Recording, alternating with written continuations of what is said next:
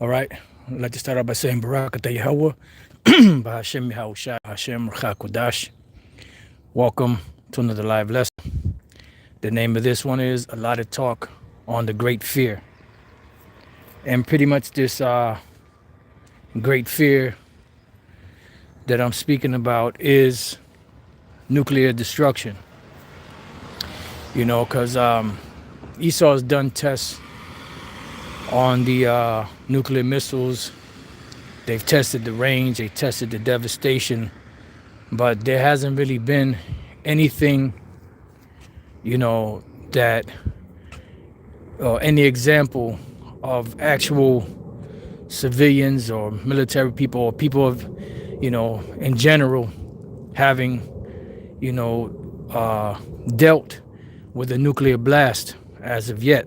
I mean, they've had spills, in different, plants and things of that nature, like Chernobyl, Fukushima, and the such. But they've never witnessed the devastation of, or destruction with the proportion or the capabilities of, nuclear, missiles being dropped on any city as of yet. Only thing you see is things that they show on the television.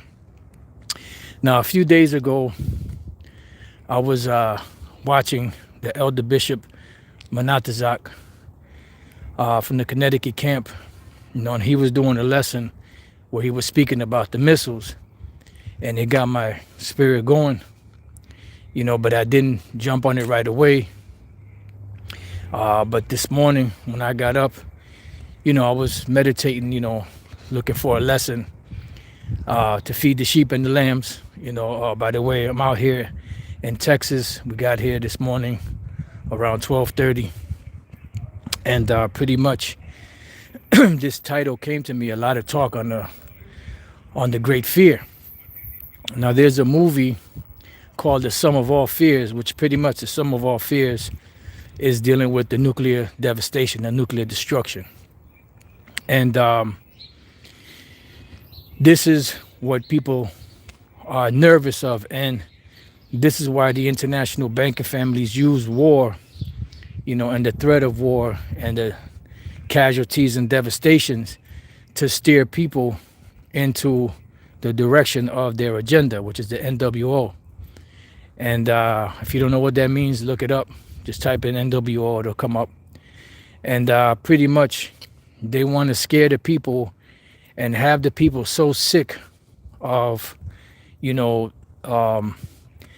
war and, chaos and things of that nature, to where the people will beg for a solution for peace. But as the scriptures say, the way of peace they know not. These devils, Salakia, these devils don't know the way of peace. They never have, they never will, because they were created to be the wicked, and the wicked are going to do wicked things. And may you do good that are accustomed to doing evil. And that's what they were created for, because they were created to stir up evil and wickedness on the earth, so that the Lord Yahweh Bashem Yahushai could come and judge them for that. All right. So all that you see is just a stage being set up by Yahweh Bashem Yahushai to bring forth the devastation of these devils. And that's why the world has become more and more wicked as each day goes by. And to us it's very vexing, but at the same time comforting, because, although it affects us and we have to be subjected to seeing this demonic spirit that's being pushed out here, it also helps in the fact that we know that these things must come to pass before the end comes. All scriptures must be fulfilled. All prophecies must be fulfilled. The Most High is not a man that he should lie, neither the Son of Man that he should repent. The words of the Lord don't go out void. All right, now I got this in Ecclesiastes 3:16. It says, and moreover, I saw under the sun the place of judgment. Now, what is the place of judgment under the sun? The earth. And this is where judgments take place. In the heavens, there's no judgments taking place. The only thing that takes place in the heavens is the sentencing. Just like when you commit a crime or accused of committing a crime and you go to court and you sit before a judge, well, pretty much that's where they get it from, because the ultimate judge is Yahweh. And then his son, Yahweh Shai, is right underneath him. So when you go up into the heavens, the scriptures say that a man's body, when it dies, it goes into the grave, to hell. The English translation is hell, which really should have just been grave, and they'll go before the throne of the Most High in spirit form, in their spiritual bodies, because everybody on the earth, every man, woman, and child on the earth that has a spirit in them, which all do, go before the Lord, and they have a spiritual body up in the heavens that spirit enters into to present themselves before the Heavenly Father. And then what he does is he judges them based off of what was done here on the earth. Then they come back to the earth to serve out their sentence. This is why you have people, in some cases, not all, that that are born crippled or blind or have limbs missing, or whatever the case may be, and not in all cases, because sometimes people are born that way just for the glory of the Lord, but a lot of times they're born that way because of the Lord is paying them back. That was a judgment or the sentence that was given them up in the heavens.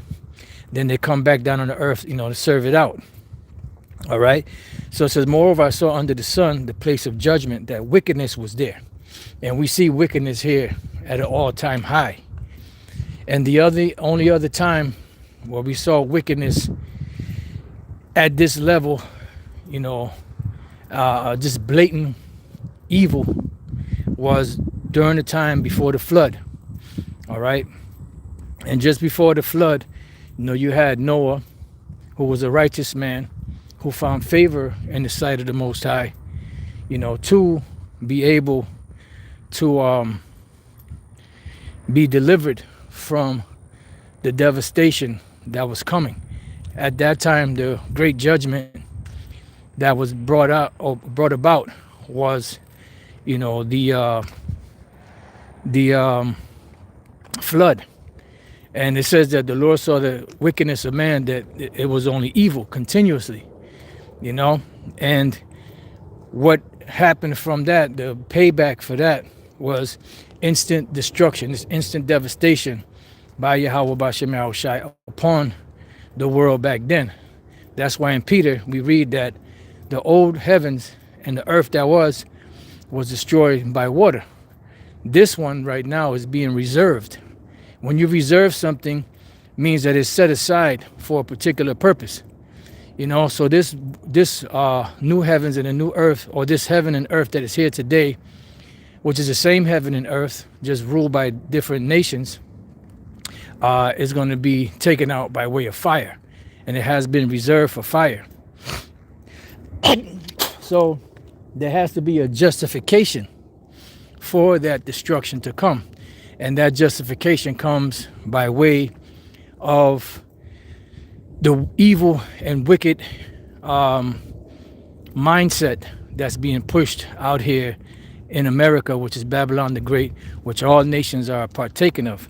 So it says, and moreover, I saw under the sun the place of judgment, that wickedness was there, and the place of righteousness, that iniquity was there. Now, what is the place of righteousness where iniquity is? Over there in the land of Israel. That's why it says, let favor be shown to the wicked, yet will he not learn righteousness. In the land of uprightness will he deal unjustly. And that's pretty much what we see happening right now. So the earth is ripe, ready for destruction, ready for devastation.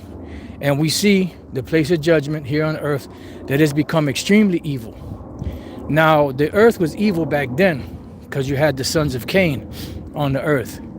Now, when was evil once again, when did it really take root? Well, when the Edomites started to rule. Now, Esau, before they were known as the Greeks or the Romans or the Spanish or the French or whatever the case may be, they were ruling among themselves. They had kings among themselves, but they didn't have control of the world back then because they are the wicked. When it comes down in time to the time of, the Greeks under Alexander the Greek, which pretty much what they did was they took over the dark-skinned Japhetic people that were ruling at the time, and they assimilated or took their lands and assimilated those names: Macedonian, Greek, Roman, so on and so forth. And once the Greeks came into power, they took over what was known as the known world at the time. And from that point on, it says that evils started to multiply on the earth. So this is when evil started to multiply again on the earth under the same sons of Cain, which came back in the reincarnation as the Edomites. Today they're known as Edomites. Back then they were known as Cain, sons of Cain. And this is what's been pushing that lifestyle throughout the world. You have something called Hellenization. Hellenization was the pushing of the religious, the customs, the language of the Greeks upon the known world at the time. All right. Today, later on, a few hundred years after that, you had something called Romanization, which was the known world that was conquered by the Romans, another sect of the Edomites. They pushed something called Romanization. Romanization was the pushing of the ideas of the Roman Empire, language and all. Then they fell for a period of 1,000 years. And when they came back into power, the Edomites, through something known as the Renaissance, then they began to push their ideas on the world again. But it wasn't until they established themselves as the American Empire that they started to push something called Americanization. And these are actual terms that you could look up. And the Americanization is the filthy lifestyle of America and all of its ideas, democracy, freedom of religion, so on and so forth. Oh, beautiful.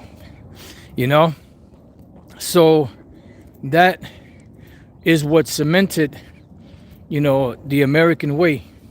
And that's why it says that all of the rulers of the nations drank of the cup of the wrath of the harlot's fornication.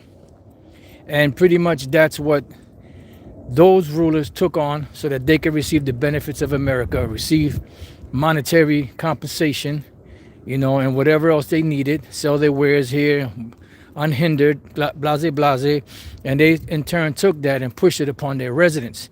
And that's how the residents became drunk, because of the rulers that were drunk and pushed that mindset on them.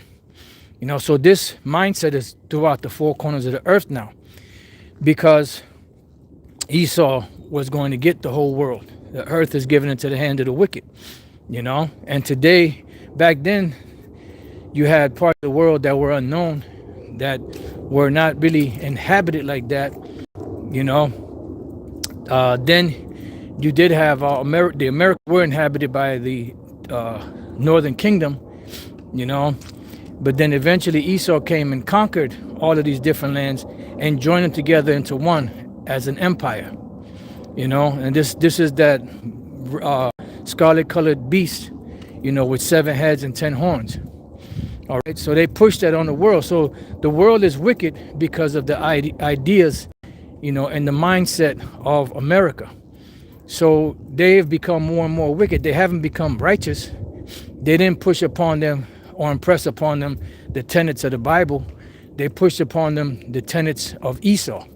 Just like the small hats want the world to believe that they are the Israelites, but at the same time, what they're doing is they're pushing upon the world a filthy lifestyle with the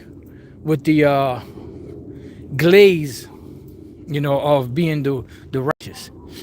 But when you examine their deeds, you examine their ways, you examine what they're into.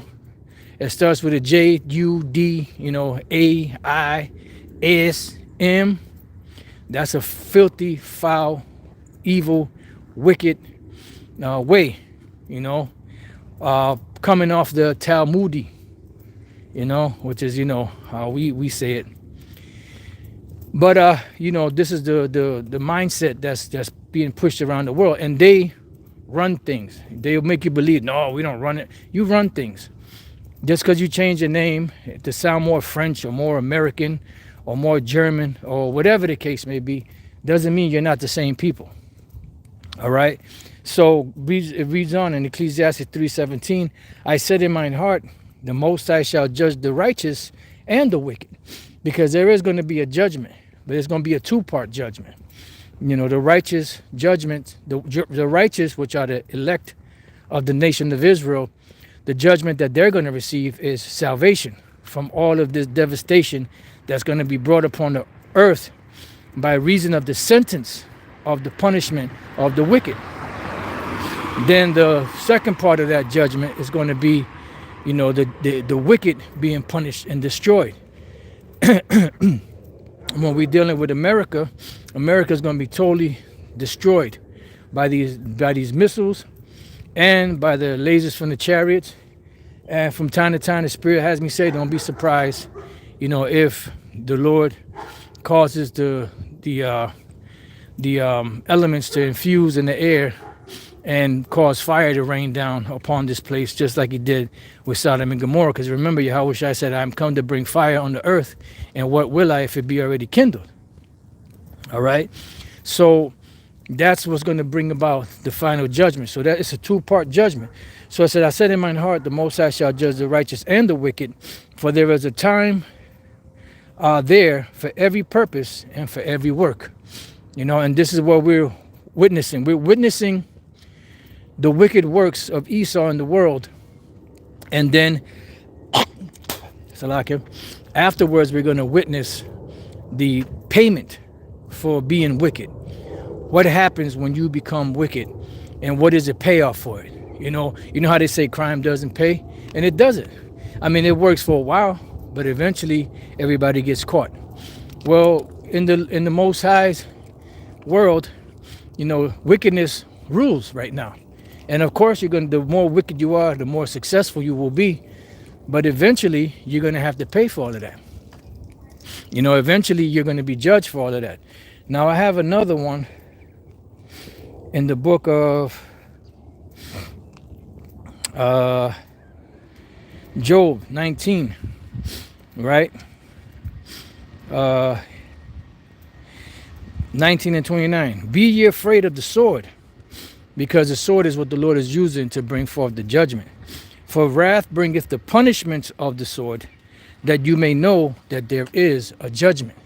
So now, how is this judgment going to be meted out on the planet Earth? Well, we have to, once again, look to the scriptures for that. When we go to Malachi 4:1, it says, for behold, the day cometh that shall burn as an oven. Now, is this literal or is it symbolic? No, it's literal, because this is what the Lord is going to use to cleanse this filthy world. Fire. It says, and all the proud, yea, and all that do wickedly shall be stubble.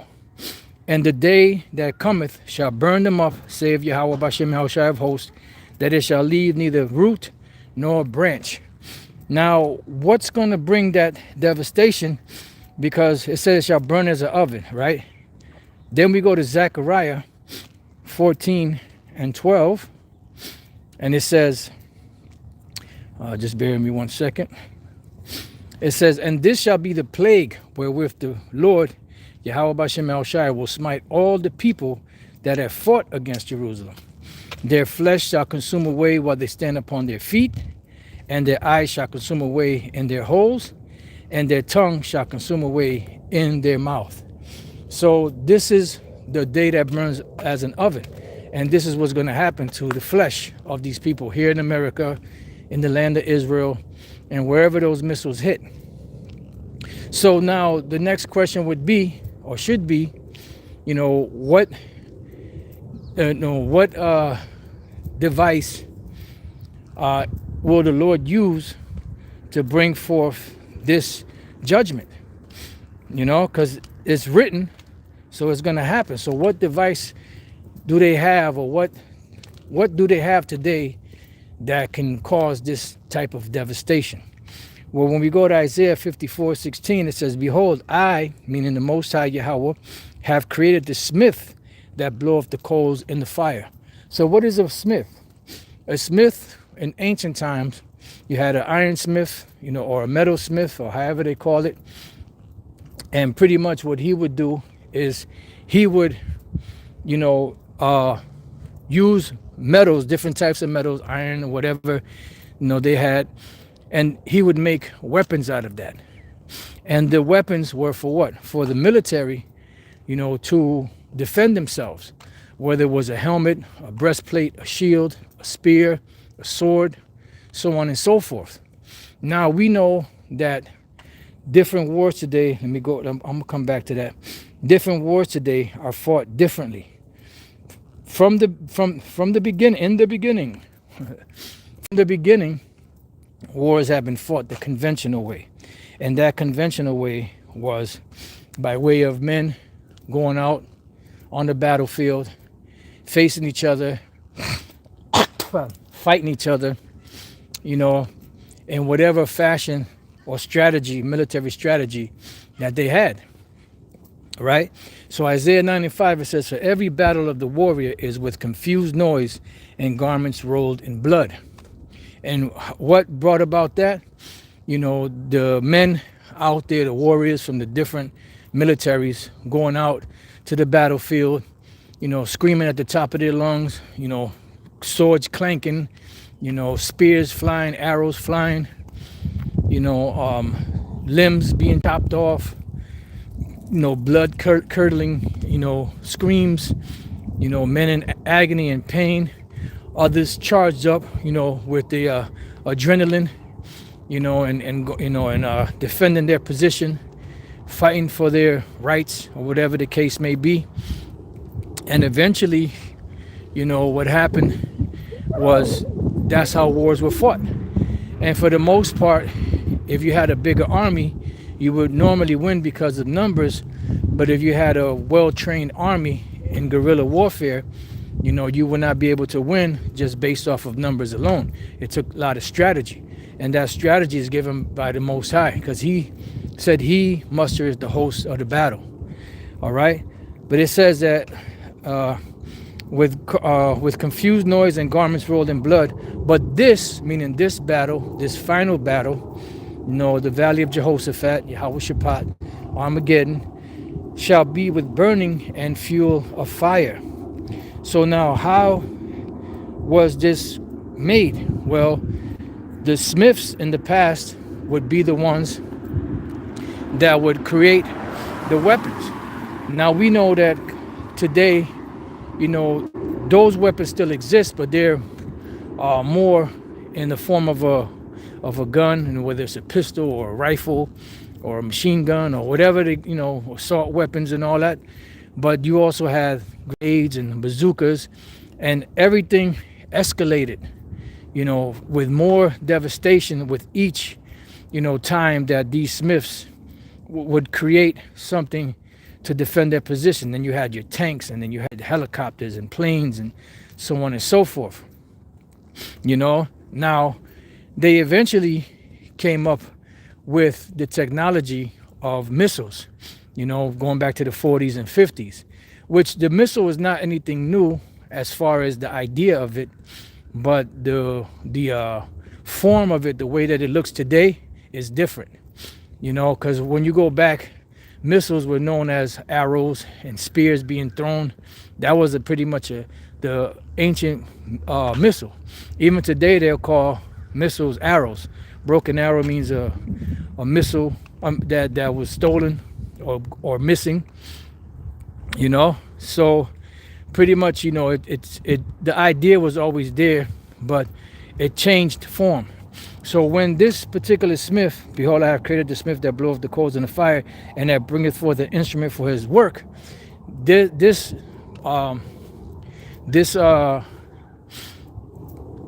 smith today, the modern smith today would be the scientist, and these scientists going all the way back to the 40s and 50s, under Manhattan Project, under the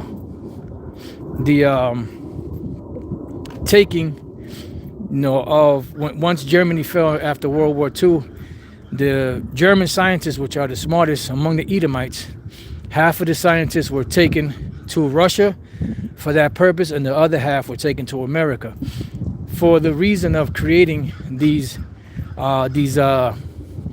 missiles. Because the thing about military is, if they have the proper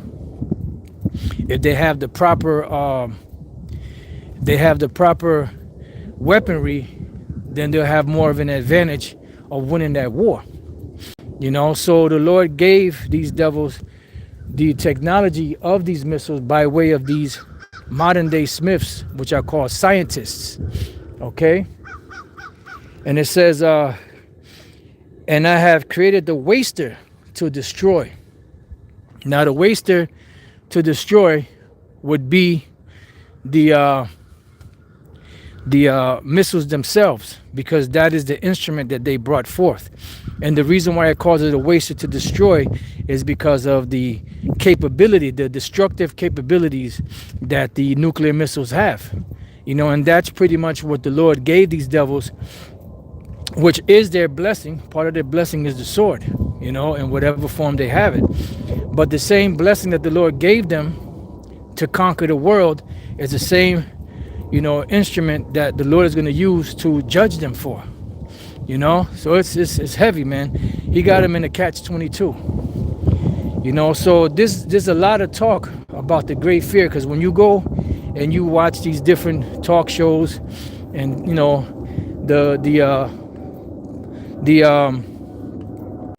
average mindset, is pretty much desperate because of lack of resources, because of lack of work, because of this recession and the way that the economies of the world are going. But also they're nervous because of the direction that the world is going as far as wars are concerned. And these wars bring about great fear. You have something called pressure from above, pressure from below, created by the same people that offer the solution in the middle, and the people of the world get sandwiched in between. And this is pretty much what we're witnessing right now. We're witnessing the last and final touches of, the judgment of the Lord upon the world by way of the same technology that was used to gain control of the world is the same technology he's going to use to destroy these devils and to bring an end to them. So like I said, the Lord got him in a catch-22 because the Lord created you, fool.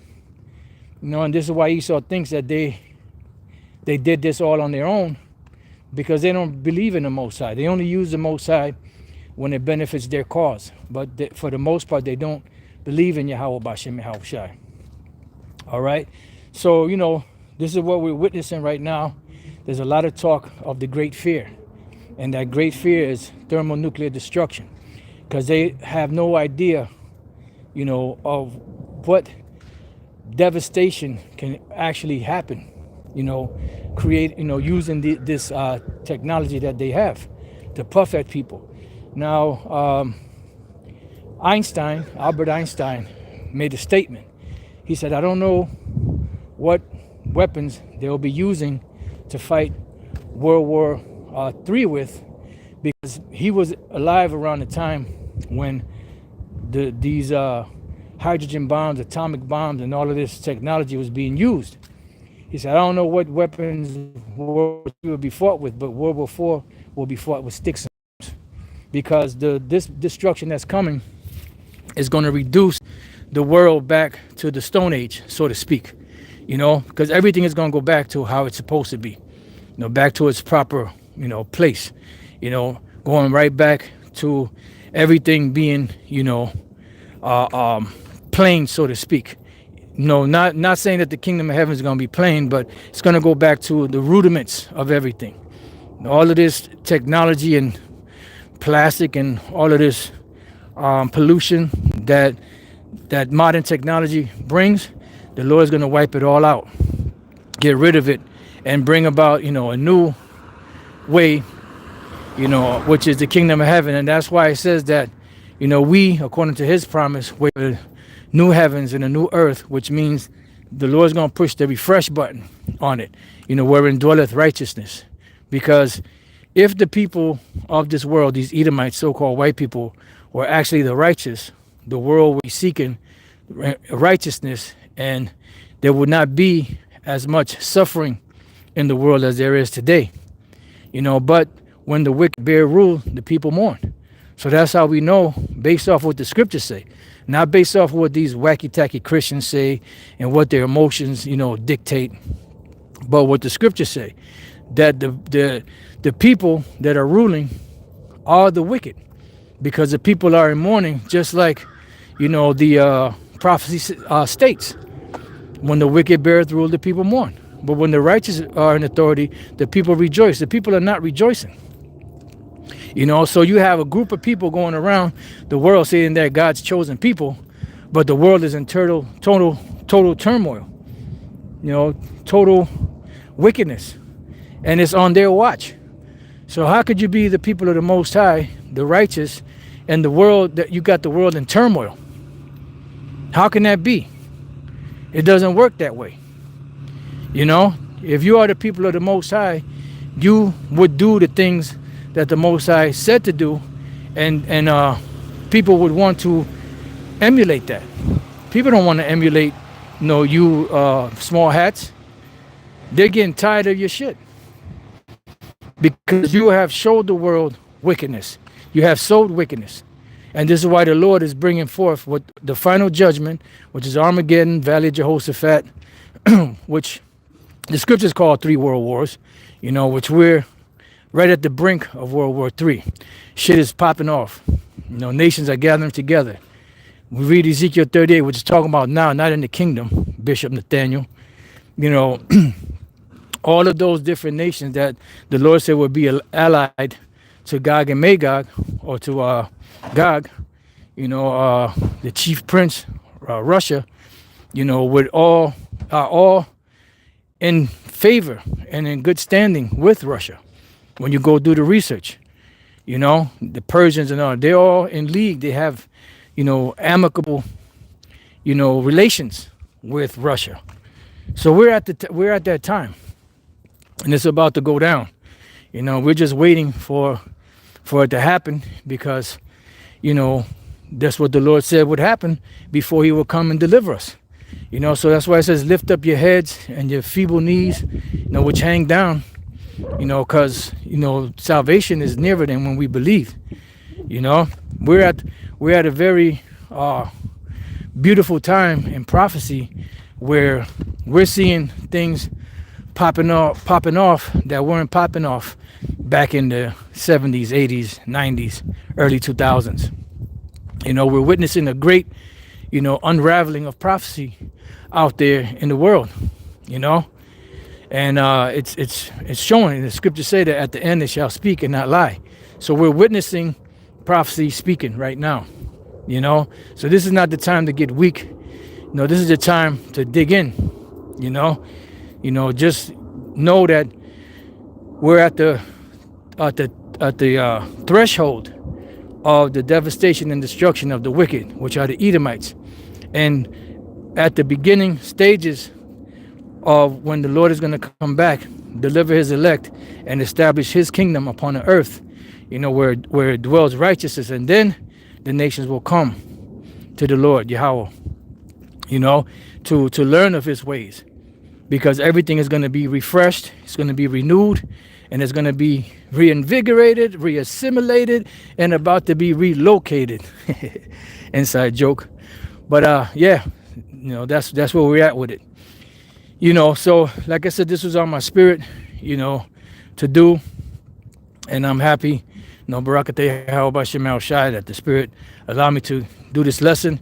And Barakateh Hawaba Shemal Shai for the inspiration, from the Elder Bishop Manatazak, that the Lord put the Spirit on him to speak about these things, and it just set off that trigger, and here it is. So with that, I pray that you brothers and few sisters have been edified. The water for tuning in. And to the next time I say, Shalom.